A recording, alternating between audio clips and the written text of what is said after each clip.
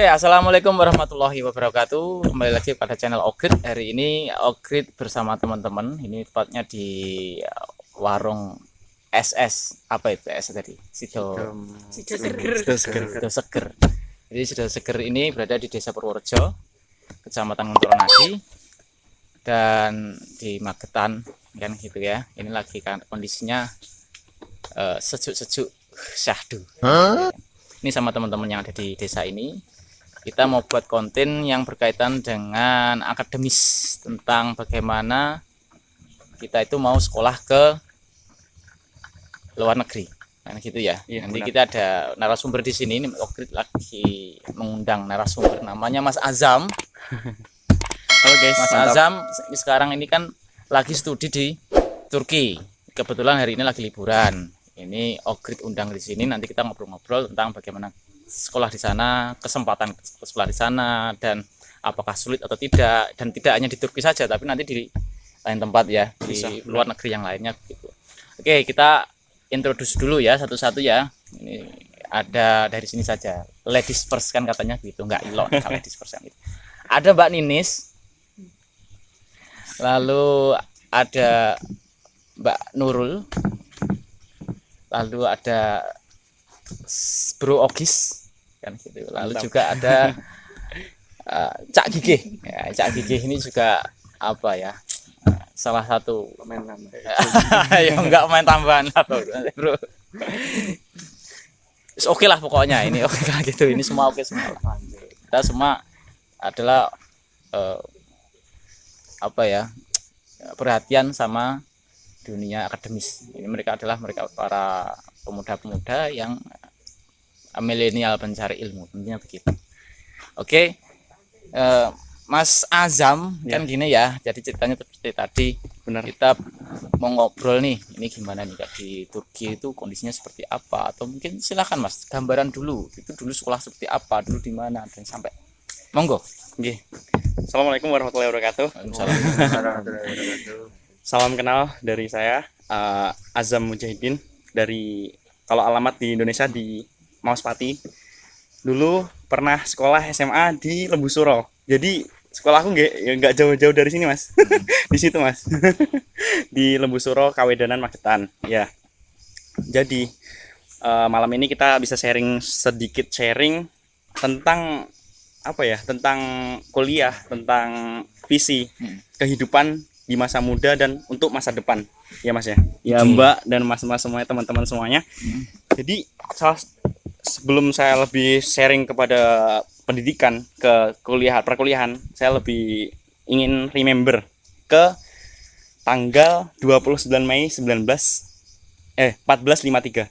Di situ adalah salah satu sejarah indah umat Islam, sejarah yang sangat bisa dibanggakan ya Mas ya, ya Mbak ya.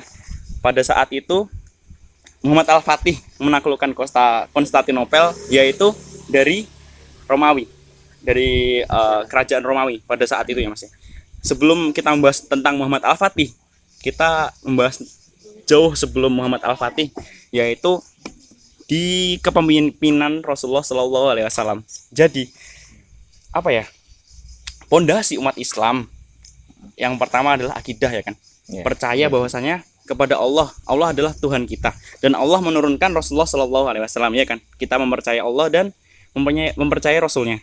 Jadi pas waktu itu, saya cerita sedikit ya.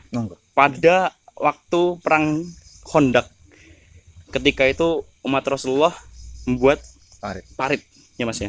Itu kan saat genting-gentingnya umat Islam ya waktu itu ya.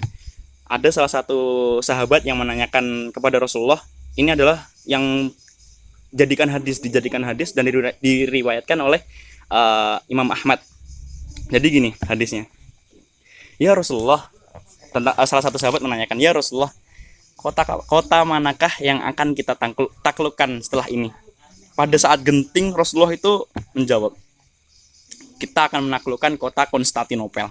Jadi apa ya, jarak antara Muhammad Al-Fatih memenangkan Konstantinopel dan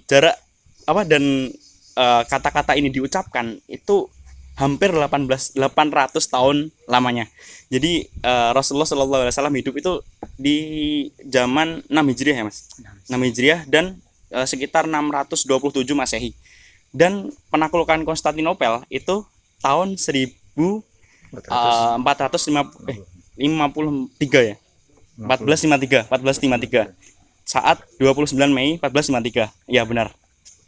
Jaraknya 18 tahun. Itu adalah visi terbaik umat Islam. Apa? Menjelang asar lah. Iya, itu 1453. yang dibilang sama Rasulullah ini adalah salah satu visi terbaik umat Islam. Jadi 800 tahun lamanya. Kan sahabat nanya, mana kota yang akan kita taklukkan? Kota Konstantinopel. Dan itu Rasulullah jawab ketika saat genting. Lah itu salah satu visi umat Islam terbaik. Jadi kenapa kita pentingnya visi tadi yang saya bilang? Karena visi itu yang membedakan orang-orang biasa dan orang-orang yang istimewa gitu ya, teman-teman semua. Nah itu tadi bisa kita sangkut pautkan dengan gimana kita belajar seterusnya dan apa ya, untuk semangat dalam meraih ilmu tadi. Jadi yang pertama kita harus menyiapkan visi untuk kehidupan selanjutnya, untuk mimpi-mimpi kita selanjutnya, yaitu Mas. Ini salah satu pengantar aja Mas gitu. Jadi itu salah satu yang salah satu yang menginspirasi. Iya, salah satu menginspirasi. Itu Mas Azam lari ke Turki. Iya, benar Bukan sekali. lari ya, tapi dia memang motivasinya pengen belajar ke sana. Iya, lari. benar sekali. Tapi tetap Indonesia. Benar sekali, benar. Oke, tetap Indonesia. Whatever is so proud with Indonesia. Benar sekali.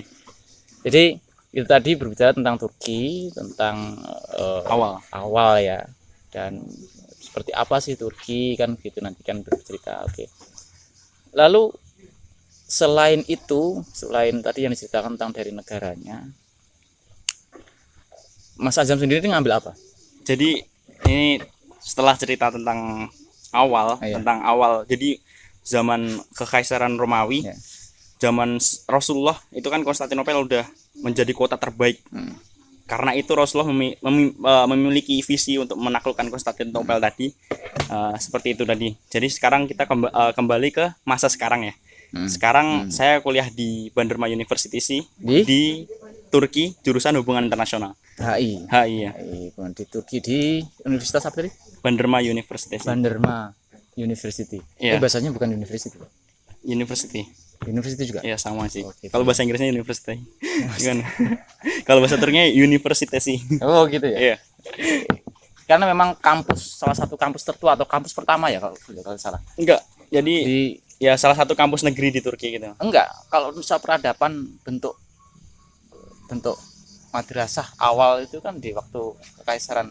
Oh, ini cerita yang sekarang, tahun sekarang. Kan salah satu bentuk pembelajaran itu kalau nggak salah kan gitu, Abbasiyah atau awal Abbasiyah kalau nggak salah ya, gitu ya. Itu bentuk sistem sekolah awal itu kan sebenarnya ke era Abbasiyah kalau nggak salah itu kan. Tapi juga di Turki juga kan itu. Iya. Itu salah satunya gitu. Termasuk kampus yang paling tua apa namanya? Istanbul University sih. Istanbul University. Kalau di sana kan itu yang nama ibu kotanya itu kan gitu. Oke, jadi ngambil HI kan gitu ya. Lalu dulu tuh awal itu gimana Mas? Kok bisa langsung mau ke luar negeri gitu? Oke, enggak. Mas. Karena memang ya umumnya memang setelah sekolah SMA ya, SMA ya mau kuliah dan di situ. Dan orang mengira yang kuliah di luar negeri itu orang mikirnya pasti ekonomi hai kan sebenarnya kan enggak juga kan. Ya, coba nanti dijelaskan Mas Azam, coba cerita Mas, ini gimana Mas kok bisa sampai ke sana itu atau tersesat atau gimana tiba-tiba mimpi loh di situ Turki, aku di mana gitu. Ya, oke, teman-teman, sekarang kita sharing tentang kehidupannya sekarang dan perjalanan hidup ya, Mas. Serem ya perjalanan hidup,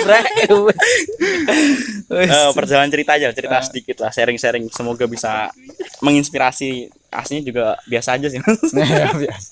Jadi gini, kan dulu SMP pernah di Ponorogo, di Jenangan, deket kampusnya Mbak Ninis, Mas Andis, Mas Ogis ya, di Ponorogo. Nah, itu setelah SMP saya tuh memimpikan pengen sekolah namanya di Pondok Sulaimania. Pondok Sulaimania itu di Turki. Oh, memang sudah awalnya iya. Tapi cerita ini sebelum jauh ke situ, dari kelas 5 SD itu kan, SD saya di Goreng-Garing sini juga kan, di Badrussalam. Pernah dengar Badrussalam? Iya, SD di Badrussalam. Dulu di situ Ada kelas 5 SD, ada kak kelas dari Mesir itu turun pulang Mas, kayak gini cerita kayak gini. Dia kuliah dari Mesir, cerita tentang semangatnya gimana. Terus dari situ pemikiran tuh terbentuk bahwasanya dari SD itu pengen kuliah di luar negeri. Dan alhasil ketika SMP lulus SMP, saya mendaftar tadi di Pondok Sulaimania, tes di Surabaya di UIN di mana tempat mana sih hajinya? Asrama haji Surabaya. Di sana tes Surabaya rek. Surabaya. Alhasil nggak lolos ya kelas. Oh gitu. Ya alhasil nggak lolos. Kudu ae Gusti Allah barokah mergo gak lolos ya. Akhirnya malah ning Turki mah. Jadi ini dari awal SMP pun udah punya mimpi untuk ke sana ya. Dari SMP terus ternyata nggak lolos, belum rezeki. Dan ketika SMA ada salah satu ibunya temen Mas, pas lagi ngopi gini Mas ya, saya tuh ditanya, Mas kenapa dulu kok pas lulus SMP pengen daftar ke Turki? Dengan spontan saya menjawab, saya pengen main salju Bu. Jadi itu cuma pengen dolanan salju. Ya. Jadi kelas 1 SMA saya ditanya sama temannya ibu saya yang dari SMA juga Mas, dari SMA Negeri Lebusurun ini, menanyakan ke saya, ngapain Mas kok pengen ke Turki jauh-jauh sekolah? Pengen main salju Bu. Kayak zaman dulu saya cuma mimpinya seperti itu, main salju kan kelas 1 SMA nih. Dan ternyata Allah emang maha indah, Allah maha tidak bakal tidak bakal tidak menaati janjinya ya, bahwasanya kita selalu berdoa. Dan ketika lulus SMA, saya aslinya tuh waktu SMA bener-bener nggak mau kuliah ke luar negeri Mas ya. Dulu tuh bener-bener pengen ke Taruna. Oh gitu. Ya Taruna ya.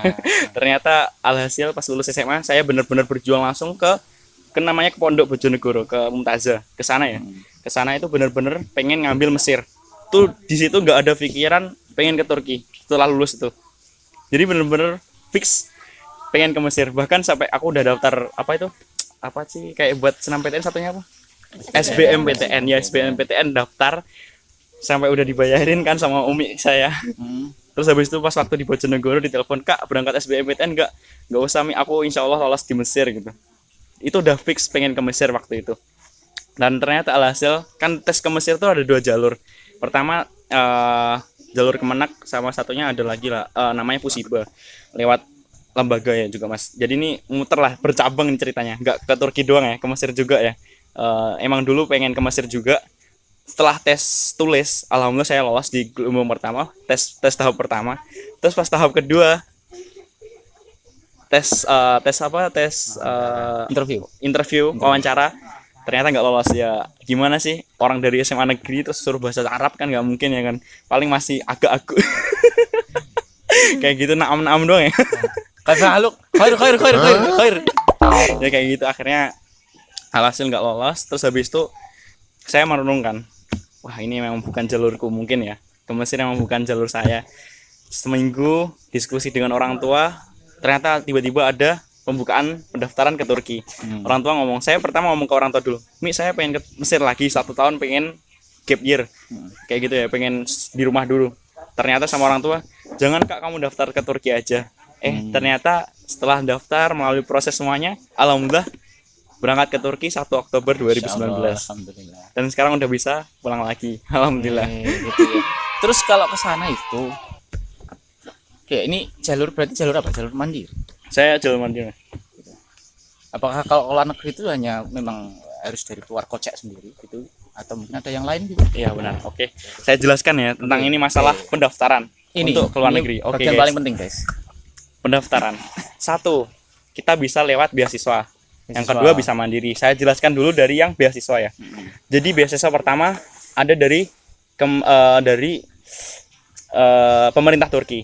Itu untuk jurusan umum, kedokteran, jurusan psikologi, jurusan semuanya ada. Jadi untuk jurusan umum. Terus yang kedua, ini namanya yang jurusan umum namanya YTB.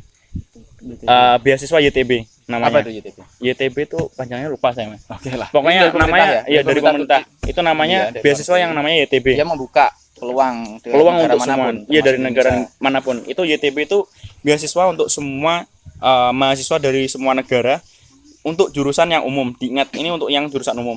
Yang kedua, beasiswa yang kedua dari Kementerian Keagamaan Turki namanya TDV. TDV ini khusus untuk keagamaan. Jadi jurusan untuk agama.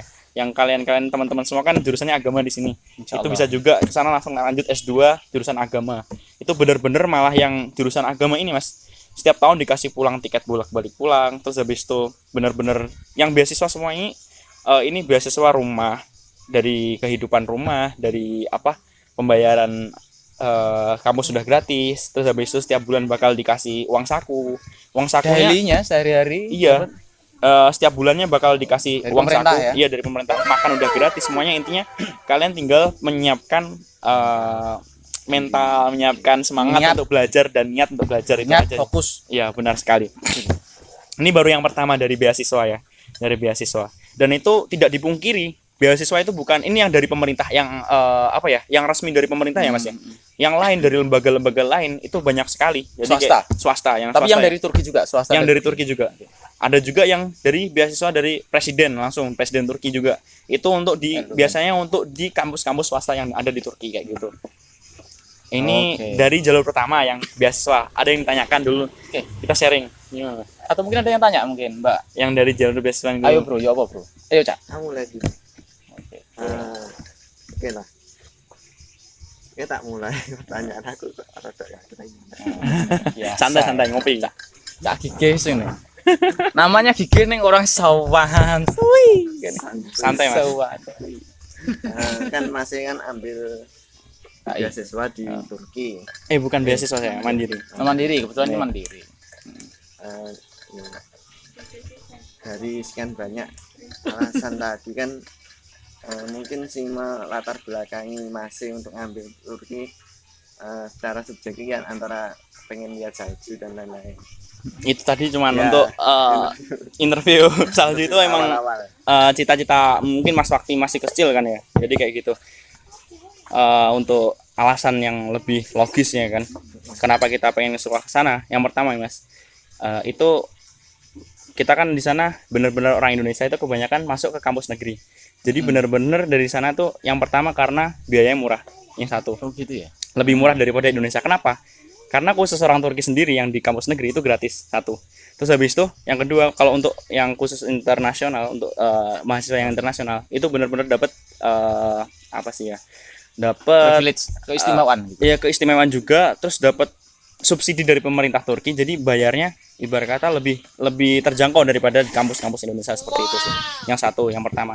Yang kedua, ya karena ingin apa ya, mengembangkan potensi, terus habis itu mencari suasana baru dan tempat baru. Karena kalau kita udah di luar negeri, salah satunya yang alasan dari saya ya, ketika udah ke luar negeri itu bener-bener rasa cinta untuk ke Indonesia tuh bener-bener terpupuk di sana. Karena bener-bener Indonesia itu ternyata indah gitu. Karena orang-orangnya sangat ramah dan lain-lain ya kan. Sebagai yang ketiga karena ya itu tadi ketiga karena pendidikan di luar negeri menurut saya lebih tertata dan bener-bener bagus sih menurut aku, kayak gitu sih Mas. Gitu ya. Tadi cerita tentang beasiswa nomor satu. Terus kedua, kita pendaftaran bisa lewat yang mandiri, jalur mandiri yang pertama bisa lewat lembaga pendidikan yang ada di Indonesia untuk ke Turki, kayak gitu Mas. Ke dinas.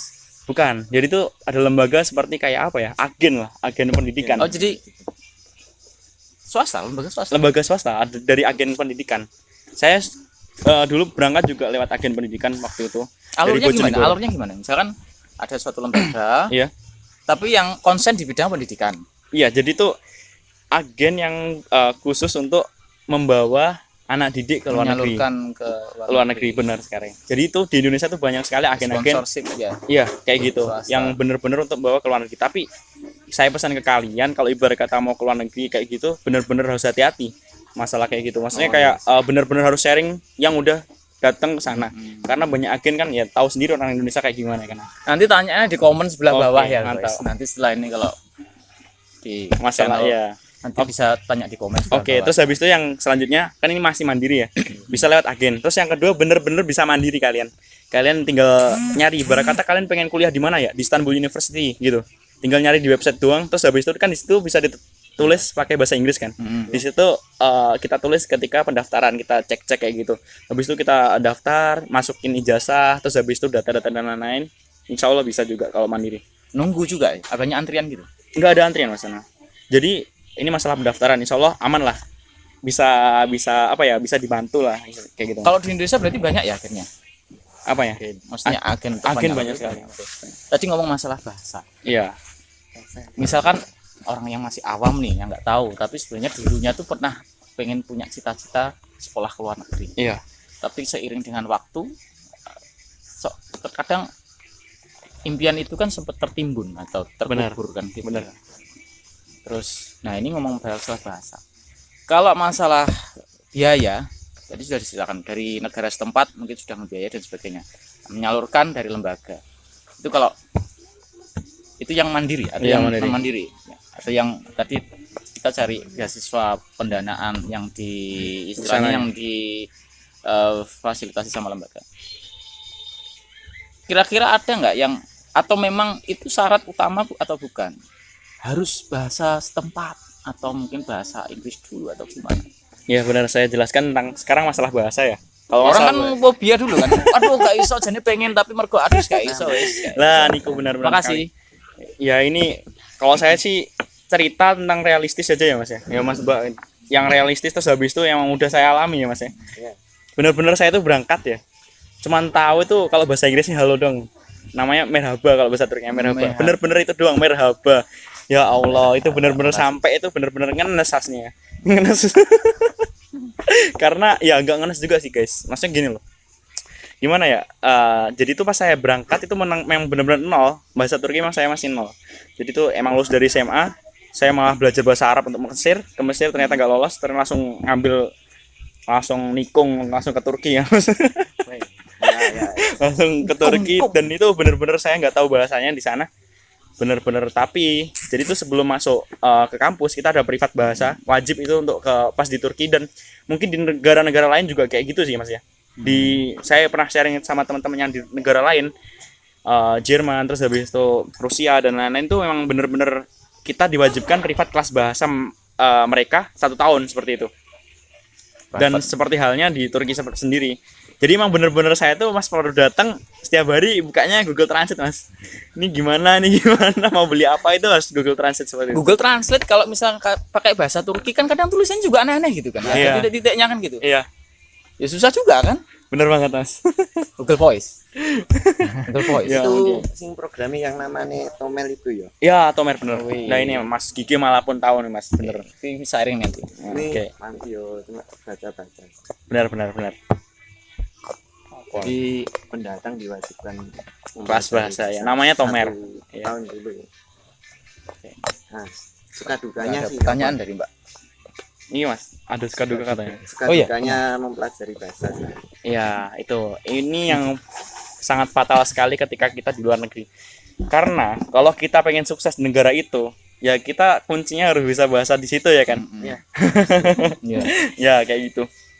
Kalau sukanya kita bener-bener satu kelas itu orang luar negeri semua. Jadi kayak teman-teman itu ada orang Mesir, Yaman, Sudan, Uzbekistan Oh, dan gitu lain-lain. ya. Jadi itu bener-bener Majemuk ya? Nggak internasional. cuma Turki aja enggak ya? Enggak, ini kelas bahasa Mas. Kalau Oh, kelas kelas bahasa kan bahasa. nggak mungkin orang Oh, iya, Turki iya, masuk iya. kelas bahasa ya. Oh, kan bahasa waktu bahasanya. Oke. Jadi emang orang luar negeri semua. Jadi Jadi gak connect ya. ini untuk sukanya alhamdulillah bisa menjalin hubungan silaturahmi baik dengan semua negara di situ.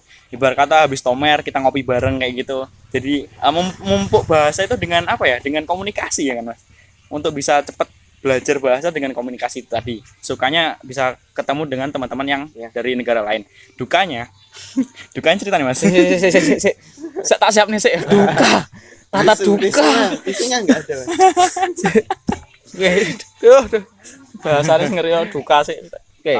Jadi suka dan duka yang ditanyakan Mas Gigi tadi. Kalau dukanya emang bener-bener kita susah banget belajar bahasa karena emang Turki itu sendiri jarang kita dengar di Indonesia tadi yang pertama ya kan Mas.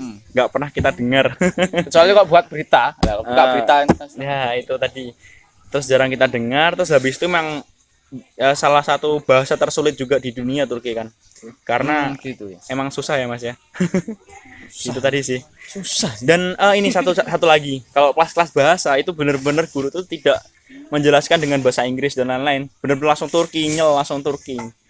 Jadi jelasin materi dengan langsung bahasa Turki, dan kita notabene nggak bisa bahasa Turki sama sekali pas datang awal, lah kayak gitu sih. Oh gitu ya. Oke, lanjutnya siapa yang mau tanya? Pas angin. Serem juga ya. Apa bahasa, kalau bahasa, coba sedikit aja bahasa Turki gitu. Oke, ya kayak gini, kayak kita kan ngalamin ya. Selamat malam bisa kita ucapkan di sana gitu kan. Iya Syamlar kayak gitu. Ya Syamlar. Iya Syamlar. Ya Syamlar. Selamat malam itu artinya. Selamat malam. Ya Syamlar. Hari yang cerah ya. Hari ini. Pasca hujan. Jadi, Pasca alhamdulillah hujan. hari ini enggak hujan. Ya habis hujan sih. Tapi masih dingin-dingin nyoy. Oke ya.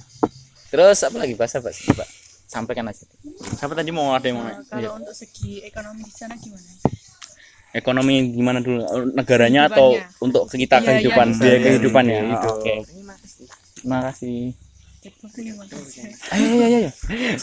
Oke, santai, saya jelaskan ya. Kalau ekonomi Turki sendiri, emang negara Turki sekarang emang bener-bener ini dari segi negara dulu ya. Saya jelaskan emang negara Turki sekarang udah mulai mandiri ya. Bener-bener mandiri, bisa menciptakan, wah mantap banget. Daulat penuh ya. Ya kayak gitu. Dan emang bener-bener dari kurs lira, dari pertukaran uang Indonesia dan Turki emang beda.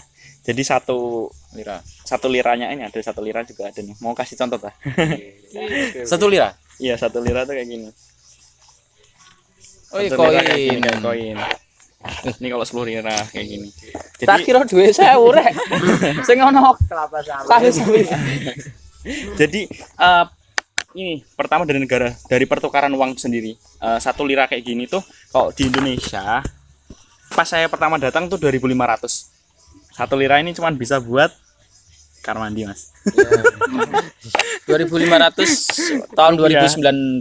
Ya, tahun sekarang alhamdulillah karena perekonomian lagi turun.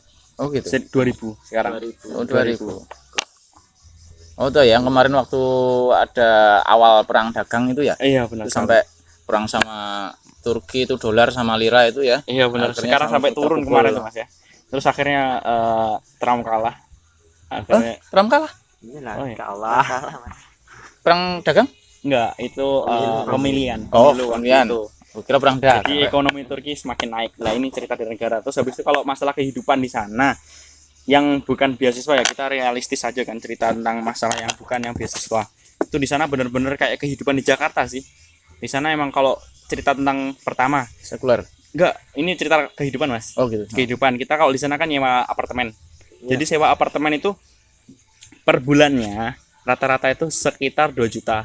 Itu untuk 3 orang, 4 orang. Dibagi aja 2 juta. Kayak bagi berapa tuh? 3 orang atau 4 orang ya? Sebulan. Jadi insya Allah lebih terjangkau lah kalau masalah kehidupan. Terus habis itu ini bener-bener apartemen ini 3 kamar. Terus habis itu ada ruang tamu.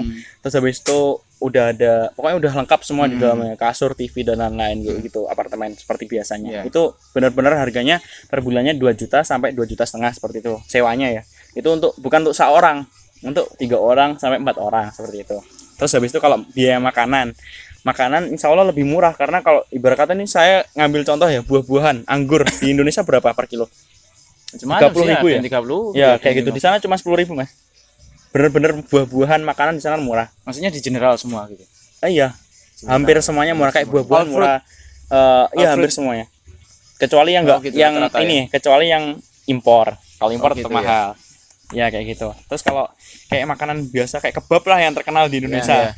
Itu di sana ya 20.000 seperti itu. Kalau dirupiahin ya. Tapi gini nggak, makanan itu termasuk bagian dari apa namanya, dibiayai tadi nggak? Ini untuk beasiswa tadi. Kalau beasiswa benar-benar dibiayai, Mas. Tapi kalau untuk mandiri Kalau harian, Kan daily termasuk dapat uang saku juga. termasuk termasuk itu. Ya, jadi semua itu jadi semua itu kalau fasilitas itu beasiswa- dibiayai sama, Iya, kalau Pemerintah beasiswa ya? semua dibiayai, Mas. termasuk apartemen juga. Iya. Tapi kalau mandiri bener-bener apartemen, makan, terus habis itu kampus semuanya tuh bayar sendiri kayak gitu. Oh, apartemen masih bayar sendiri. Iya, tapi kalau di sana jangan khawatir, karena di sana ada asrama-asrama yang terjangkau kayak gitu, asrama ya. Asrama itu ya sama aja kayak apartemen, di sana nggak kayak pondok di Indonesia lah pokoknya gitu. Nggak yang tidur bareng-bareng, nggak. Di sana bener ya, contoh saya sendiri kan juga masuk asrama itu per tahun cuma 4 juta, Mas, kayak gitu. Itu udah makan, udah dijemput bolak-balik mobil, makanya bener-bener terjangkau. Ternyata tuh saya Per baru tahun tahu, ya? per tahun itu, Mas. Tahun. Untuk Iya. rekomendasi banget pokoknya. Kalau mau kuliah di Turki, Terus bedanya kalau kuliah ke beberapa kota, kita kan misalnya di Magetan, mau ke kota-kota yang besar, ya cobalah nanti teman-teman bisa kosnya hitung-hitung sendirilah ya. Iya. Tapi itu kan sudah nggak ngeluarin biaya kuliah kan? Iya kan? benar. Kuliah sudah ditanggung semua, cuma biaya hidup itu pun juga ada istilahnya ada subsidi kan gitu. Mau tambah mau enggak ya terserah nanti dari rumah kan gitu kan ya.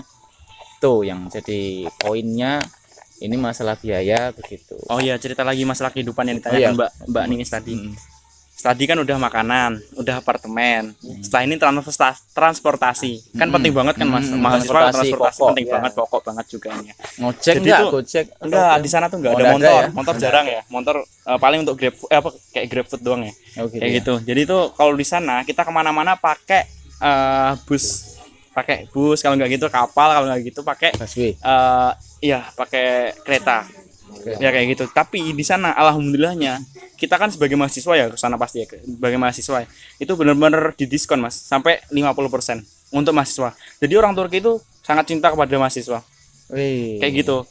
Keren. Makanya dimanapun kita berada kayak beli apa-apa kita ngomong aja, Bu saya mahasiswa gitu, masih diskon karena Nggak perlu nunjukin kartu ya. nggak perlu kalau udah tahu tampang-tampang kita Tampang masih- lu nggak percaya lu tampang mahasiswa apa bukan? Iya, jadi dari transportasi tersendiri insya Allah kayak ibarat kata nih ke kampus gitu itu paling naik bis cuman 4.000 kayak gitu. Jadi ada kartunya sendiri, saya juga punya kartunya guys, kartu kartu diskon lah Mas, kartu diskon di Untuk kota-kota gitu Transportasi. ya, untuk transportasi kayak gini. Iya. Jadi ini kota satu, ini Izmir nama kotanya. Ini Izmir. Izmir nih Ini yang kota kemarin Izmir baru ya? gempa kemarin. Pernah dengar nggak? Iya, Yang iya, ada iya. gempa di Turki. Nah ini Izmir kayak provinsinya. Jadi Parah untuk- nggak sih? Hah? Enggak ya? Parah ya. Oh, parah juga ya. Ya, ini di Izmir kemarin Benar tuh ini berkata satu provinsi ini pakai kartu ini. Jadi tuh ini diskonnya kayak Orange Card, namanya itu artinya kayak kartu mahasiswa seperti itu Mas.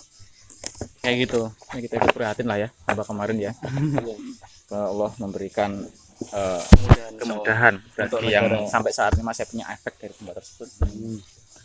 Jadi kayak Jadi gitu. gitu.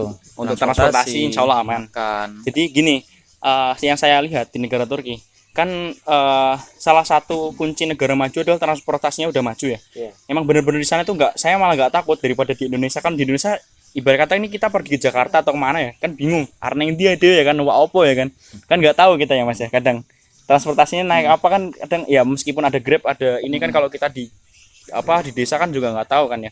Di sana bener-bener saya nggak takut kemana-mana, dan alhamdulillah kemarin 3 bulan tuh udah hampir muterin semua Turki kan, jadi alhamdulillah tahu semua ya. Jadi nanti bisa di follow Instagram lah. Oh, iya. Nanti Instagramnya.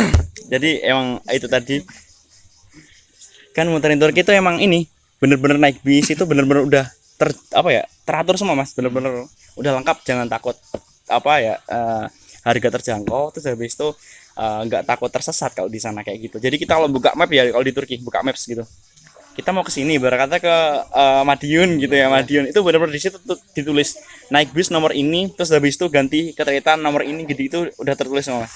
Kayak gitu. Nah, ya, langsung gitu ya. Itu dari Digital transportasi. Iya, digital. Sudah terintegrasi dengan digital semua. Wih, keren.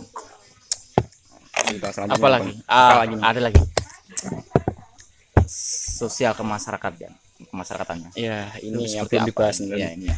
Jadi apa ya, warna sosialnya itu gimana? Apakah anak muda dengan orang tua? Kalau beda, kalau di Indonesia kan kita kelihatan banget ya. Iya. Pertama kita di Jawa. Iya, Jadi memang harus ada bedanya Antara interaksi. interaksi. Bukan kasar, tapi memang interaksinya antara yang Orang orang tua dengan kelihatan banget. Kalau di sana gimana? Atau mungkin yang lainnya itulah hubungan semuanya. Hubungan sosialnya, kemasyarakatan ya, sosial ya. Ya itu tadi yang belum dibahas dari tadi ya kan. Satu, pertama. Ngomong sebentar, ngomong Eropa ya. Iya, Turki benar. masuk Eropa ya. Iya, benar. Oke.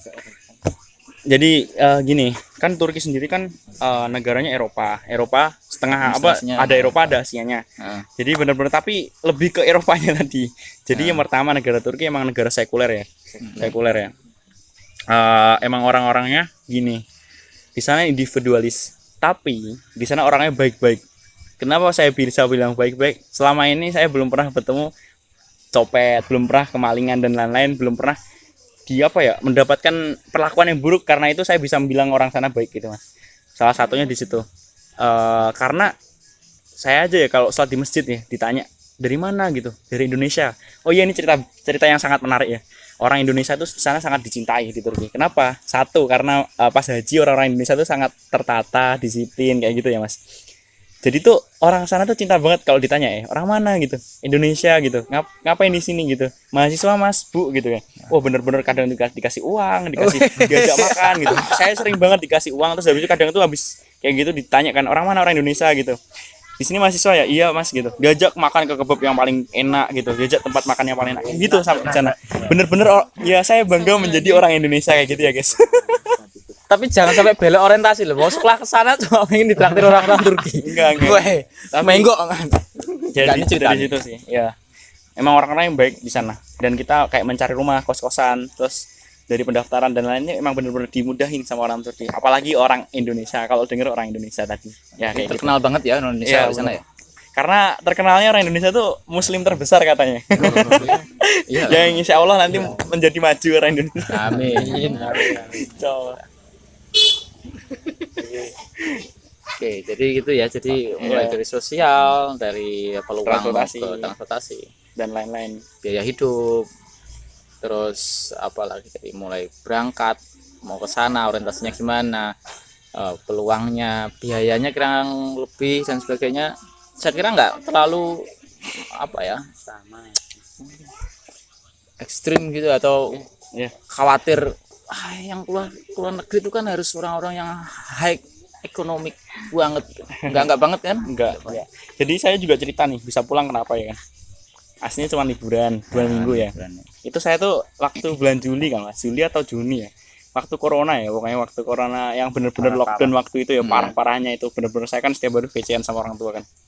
Umi, Bapak, aku pengen pulang ya. Kangen Indonesia kan ngomong gitu kan. Ya kangen sambal pecel sih aslinya. Kangen jalan-jalan di Indonesia. Kangen sama sostel, sosis telur spesial. Ini emang bener-bener ini ya. Bener-bener nggak tahu jalannya untuk pulang tuh gimana ya kan. Alhamdulillah alhasil kemarin bener-bener 3 bulan tuh bener-bener nggak di kampus ya Mas ya. Muterin Turki, emang bener-bener muterin Turki. Backpackeran lah, survive hidup. Terus habis itu setelah itu kerjaan baru selesai malam itu benar-benar lagi selesai kerjaan, paginya masih ada kerjaan kan, langsung dari kota Izmir tadi yang saya ceritakan tadi yang habis gempa tadi, benar-benar kena gempa, saya juga habis kena gempa di sana. Itu pas lagi kerja di Izmir diginiin sama orang, ini ada tiket gratis. Alhamdulillah dari situ saya ambil kan tiket tuh pas saya lagi masih kerja 3 hari masih kerja ya Mas, masih kerja part time lah di situ. Terus habis itu 4 hari sebelum keberangkatan tuh udah tahu tiketnya. Terus habis itu masih kerjaan belum selesai itu. Terus alhamdulillah pas selesai, terus berarti hari keduanya ya setelah tiket tahu ya Mas. Selesai kerjaan saya selesaiin. Terus habis itu besok pas hari Jumatnya, ini pas hari ketiga ya berarti ya, setelah tahu tiketnya kan, itu langsung terbang ke Istanbul. Dan di Istanbul tuh masih jemput ustadz dan lain-lain, masih kerja di Istanbul, maksudnya masih semalaman lah. Jemput ustadz muter-muter di Istanbul 1 hari dan langsung pergi ke bandara kayak gitu. Jadi tuh emang kita tuh harus bermimpi dan berbicara positif itu tadi. Kayak ya kita nggak tahu sebelumnya, beberapa bulan sebelumnya kita nggak tahu pulang pakai jalur apa, terus pakai uang siapa kan nggak tahu. Nggak mungkin juga kan minta orang tua, malu lah ya kan. Pasti ya harus mencari jalan lain kan. Alhamdulillah alhasil ternyata masih ada rezeki di ya yang kita tidak tahu gitu. Alhamdulillah itu emang kalau kita positif thinking, positif bicara, terus habis itu husnuzon, positif motivasi, insya Allah bakal dimudahin sama Allah kayak gitu sih intinya. Oke guys, mungkin ada lagi guys yang mau tanya guys. Mungkin aku nambahin pertanyaan. Oke, nggak penting tapi mungkin Santai. nggak penting ya, mungkin bisa di sharing kan Iya. pengalaman. Tapi penting untuk mungkin yang menyimak. Oke, monggo. Monggo santai. Siapa dulu? Mungkin bisa di sharing pengalamannya pertama kali sampai di Turki ya. Karena budaya apa sih terjadi apa dia alami? Oh beda ya antara bedanya Budaya. Indonesia sama Bedanya. Turki ya? Kultur shock. Ya kultur shock ya, benar-benar sekali. Jadi tuh emang pas pertama datang, saya kan 1 Oktober itu datang kan Mas, 1 Oktober di 2019 datang. Alhamdulillah ada yang jemput dan lain-lain. Emang itu kultur shock yang pertama kali itu emang makan ya. Pertama itu emang makan di sana emang yang kelihatannya emang di video itu emang bagus-bagus ya Turki. Maksudnya makan makanannya enak-enak gitu. Bener-bener tuh sana ya ini cerita ada salah satu di toko aku dimasukin ke sana kayak apa ya, kayak ayam guling lah, dimasukin ke ayam apa dibeli sana kan. Terus dibilangin sama cutting gitu di sana, ini harus kamu habisin. Bener-bener aku terus rasa tuh hambar ayamnya, bener-bener gak kuat kan aslinya, udah geleng-geleng, gak kuat kak gitu, harus dihabisin. Di sini kulturnya tuh kalau makan di toko itu harus dihabisin. Ya Allah, ini bener-bener satu ayam dan bener rasanya tuh gak hambar nih, ayam panggang sih enak ya. Iya. Bener-bener hambar gitu. Dan di situ, Kangen gurihnya Indonesia. dan situ ya Indonesia pertama kultur shock saya emang makanan sih pertama kali. Makanannya emang beda lidah pertama, dan di sana makanya tuh harus kuat dari segi makanan pertama. Terus habis itu ada salah satu minuman namanya airan, itu yogurt. Itu bener-bener gak enak. Tapi jangan dibilang gak enak ya, nanti gak ada yang mau mas kalau sama. Jadi Pokoknya beda lah, biasanya beda kalau taste lah ya. kalau nge-ospek anak-anak baru itu biasanya kayak gitu mas. Kamu kalau pengen Airan. belajar bahasa Turki minum airan nih. Bener-bener gak enak ternyata emang. Mending di sini ya keran, di sana airan, di sini hambar kan. Tapi beda. Ya itu pertama dari kultur shock dari makanan, segi makanan. Yang kedua dari suhu. Lah kalau di Indonesia kan cuma hujan panas paling antara 35 sampai 25 ya, segitu terus ya kan. Kalau pengen dingin ke gunung gitu ya. Kalau di sana bener-bener suhu tuh beda jauh gitu. Kalau musim dingin, apalagi kota saya itu bener samping laut kan, itu angin kenceng, suhu udah kemarin pernah min sampai -3 kan, bener-bener dingin banget. Minus ya. Ya minus sampai dingin banget. Tapi kalau udah panas banget. Sampai kemarin tuh pernah main ke namanya kotanya Antalya. Antalya tuh kota terpanas di Turki. Itu masuk sana langsung keluar dari keluar dari bis mas. Itu bener ya Allah, ini udara apa ya, panas banget. Itu pas musim panas ya. Ini kan tadi cerita musim dingin memang dingin banget. Kalau musim panas banget sampai 45 derajat kemarin. Masya Allah. Kayak gitu. Dan waktu kita shock juga masalah sholat kan. Kalau di Indonesia kan jelas waktunya segitu terus ya. Nah kalau di sana musim dingin tuh cuman jam 6 tuh udah maghrib. Subuh jam 8:30 pagi sampai 8:30 pagi ya kayak gitu. Kalau musim panas itu Subuh jam 8:30. kalau itu musim dingin ya mas. Musim dingin tuh malamnya panjang. Wih. Tapi kalau musim panas siangnya panjang banget, sampai tuh pernah kan mengalami kan waktu itu puasa Ramadan di sana kan. Bener-bener ya Allah. Pas musim panas, Ramadan tuh musim panas mas ya. Itu sahur jam 3 pagi. Buka jam 8:30 malam. memang ini kebalik langsung mas, kayak itu perputaran shock antara waktu, karena kan kita Islam jadi sholat kan, jadi ya itu shock di waktu juga kayak gitu. Kalau budaya yang lain sih alhamdulillah, kalau orang-orangnya sih bisa sih, karena kita juga ya gimana orang ke kita tuh tergantung kita ke mereka ya kan. Ya kayak gitu sih. Tadi kalau masalah budaya ke orang sih alhamdulillah enggak terlalu ini sih, enggak terlalu memikirkan, karena alhamdulillah bisa berbaur kayak gitu sih. Oke, tadi mulai dari kulturnya, sosialnya, ekonomiknya dan sebagainya. Ini aku ingin tadi maaf Mbak Nurul mau tanya. Sorry. Oh iya sih. Enggak. Cuma mau tanya sih Kak, kalau persyaratan atau dokumennya itu ribet nggak sih kalau ke sana? Gini nih. Berkas-berkasnya ini gitu oke. sih. Poin pokok. Kan biasanya mahasiswa itu bingung gitu. Iya. Ribet nggak? Mungkin kalau sharing aja, kalau di Indonesia ribet enggak? Saya nanya itu dulu pertama. Nggak terlalu sih. Nggak terlalu ya, kalau di Indonesia nggak terlalu ribet ya, kalau kampus Indonesia. Kalau di sana juga nggak ribet sih. Pertama kita pendaftaran itu ijazah, terus habis itu paspor. Iya, ijazah, paspor. Ya ini saya jelasin bentar ya. Asli Jawa. Ijazah, paspor, ini pendaftaran ya. Ijazah, paspor sama sama data diri sih. Kalau itu untuk pendaftaran ke kampusnya. Terus habis itu KTP. Hah? KTP. Ya maksudnya data diri kan di situ ditanya kan nama dan lain-lain kayak gitu lah. Terus habis itu ditanya di situ paling pas waktu pendaftaran foto cuman ijazah, dan di situ ini kan saya tadi kan mau cerita nih masalah pendaftaran, lupa belum cerita juga. Masalah pendaftaran itu ada 2 yang mandiri tuh guys. Jadi gini, yang pertama lewat jalur berkas. Yang jalur berkas yang saya ceritakan tadi barusan itu benar-benar pakai ijazah doang, terus habis itu ngisi data diri di websitenya itu tadi.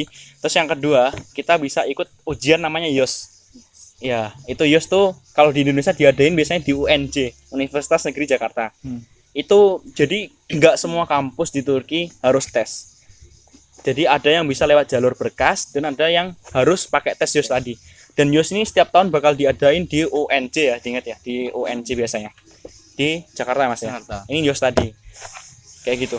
Ini YOS itu ya banja ultrase kayak ujian ya untuk orang internasional. Di setiap negara pasti ada. Namanya YOS. Itu tadi pendaftaran. Terus habis itu ini kan pendaftaran tadi udah jelas ya. Pertama bisa lewat berkas, yang kedua bisa lewat YOS ujian. Terus habis itu untuk masalah pemberangkatan visa, alhamdulillah ke Turki visa mudah karena apa? Negara Turki hubungannya baik dengan Indonesia. Visa benar-benar mudah insya Allah. Kita buatnya di Jakarta Selatan di Kedubes Turki yang ada di Indonesia. Di sana kita tinggal nge-apply, kita nentuin jadwalnya ke sana, terus habis itu kita ke sana wawancara interview, habis itu seminggu jadi visa pelajar. Itu benar-benar dimudahin.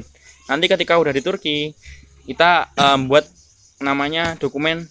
Kalau kalian udah kakak kelas, alhamdulillah kalian udah kenal saya, nanti bisa dibantu kalau di sana.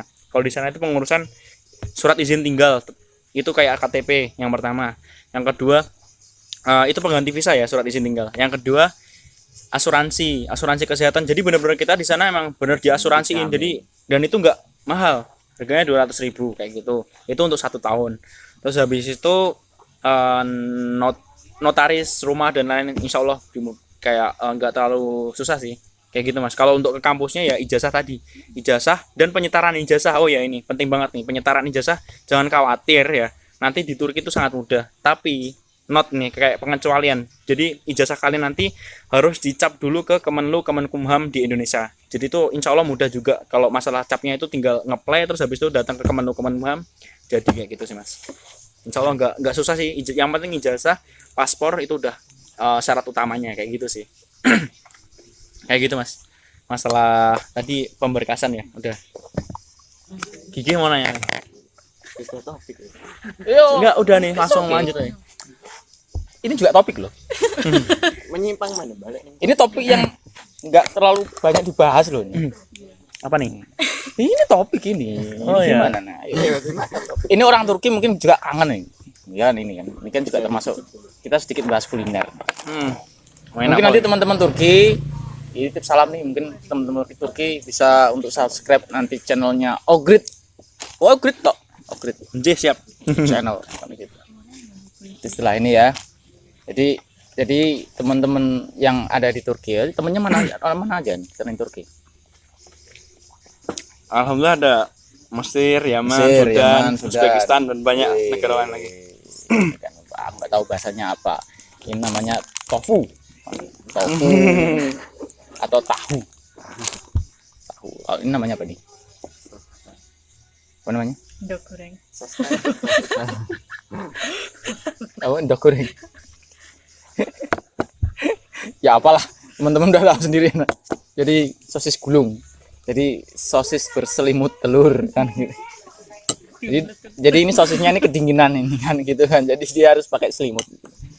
Siapa lagi nih, ada tofu, ada apa lagi? Ini ada warung sederhana, warung SS yang ada di Desa Purworejo. Ini silahkan mampir kalau di sini. Dan it's okay dengan harga yang sangat ramah. Kita bisa ngobrol-ngobrol bermanfaat dengan Kak Azam gitu ya. Oke guys, itu tadi pembicaraan kita hari ini. Atau mungkin ada lagi yang ingin tanyakan Mbak Ninis, mungkin ada lagi unek-unek atau gimana dari Mbak Nurul, ada lagi dari Mas Ogis, Mas Kiki. Jadi itu tadi, semoga informasi ini bisa sangat bermanfaat banget kan, itu terutama bagi teman-teman yang masih sekolah atau adik-adik yang masih sekolah yang sekarang usianya masih usia SMA atau SMP. Kalau pernah terbesit cita-cita pengen keluar negeri, so cobalah untuk berdoa lah. Yang pertama yang berdoa lah. Iya. Namanya kita tuh punya Tuhan kok. Jadi berdoa aja, siapa tahu nanti jalannya itu tadi di asrama haji nggak bisa, ke Mesir nggak jadi, ternyata jodohnya di Turki lagi. kan gitu kan. Dan jangan lupa untuk taat sama ibu, karena kalau kita mohon minta tolong doain Bu, itu beda lagi itu kan. Was, itu keramat banget itu bisa jadi yang menjadikan cita-cita kalian itu nggak usah dikubur. Pengen keluar negeri, udah jalan aja, Bismillah kan, gitu. Bismillah. Ya gitu ya. HI, hubungan internasional. Gimana ya, Bun? Kalau di sana kuliahnya langsung Turki atau ada bahasa Inggris literaturnya? Bahasa Turki, Mas. Ada bahasa Turki. Iya. Pakai bahasa Turki semua ya. Iya. Dan orang-orang juga harus bahasa Turki. Benar. Gitu. Bahasa Inggris jarang. Di sana lebih karena negaranya nasionalis ya orang-orangnya. Jadi itu Oh, bener-bener nggak mau belajar Nah, negara lain, bahasa negara lain. Tapi ada yang bisa bahasa Inggris banyak juga sih. Mereka bangga pakai bahasanya sendiri. Iya benar. Oke, Mas Azam, coba kasih salam beberapa patah kata, nasihat-nasihat kan gitu. Jadi gini, belajar itu adalah bagian dari ibadah ya, karena Iya. memang itu sebenarnya kategori fardu kan. Benar. Tolabul ilmi kan gitu kan, Iya. kata tolabul ilmi faridotun ala kulli muslim. Gitu kan ya. Jadi sebenarnya itu masuk kategori fardu untuk ilmu. Sehingga kita yang jelas kita tuh niatnya lillahi taala, mencari ridho Allah. Sehingga belajar itu bisa apa ya? Sense-nya itu ya kita punya Allah belajar itu. Lillahi taala. Oke, monggo Mas. Nasihat-nasihat Kelam nih, sedikit. nanti habis itu terjemahin soalnya terjemahin apa bahasanya nggak tahu lah Bahasa Cuma Turki, on Mas? gini. Oh iya bahasa Turki Wow. coba, silakan. Sedikit aja Sedikit aja. Merhaba Arkadaslar. Ben Azam, Benim Adem Azam, Ben Magetan Layem. Shu Anda Ben Magetan Dayem. Ya ini Burda, nama kotanya apa, Mas? kota ini Ngontoran di. Montoran Nadi Ya kecamatannya ini Ben ngontor nadi Syehrimde so anda Arkadas laram lah sohbet etik besonra yemek yejes insyaallah sonra we so anda bis sohbet yakni misalnya university icin we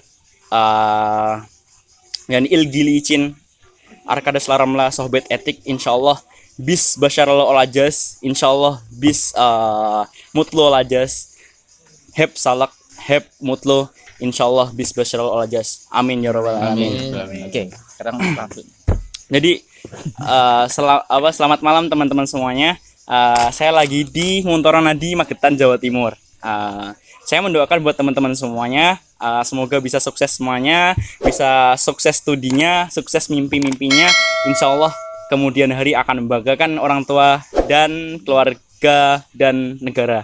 Insyaallah kita maju bersama. Amin ya robbal alamin. oke ya itu mungkin ada lagi kita tutup ya Tutup. itu terima kasih sekali Mas Azam dan jazakumullah khairan katsir.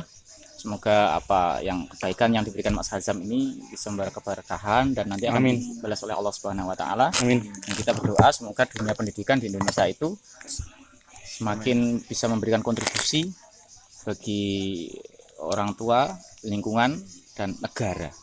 Insyaallah. Dan menjadikan negara ini baldatun thayyibatun warabun ghafur. Amin. Sekali lagi terima kasih banyak dan teman-teman semuanya di sini dari Bung Ogrit sendiri mengucapkan banyak terima kasih dan bersyukur, jangan lupa bersyukur Gusma apa yang kita lakukan nanti memberikan berkah. Oke, assalamualaikum warahmatullahi wabarakatuh. Lurus kita ngomong lah ini gule-gule ya. Gule-gule itu sampai jumpa artinya bareng-bareng gule-gule. Gule-gule. Gule-gule.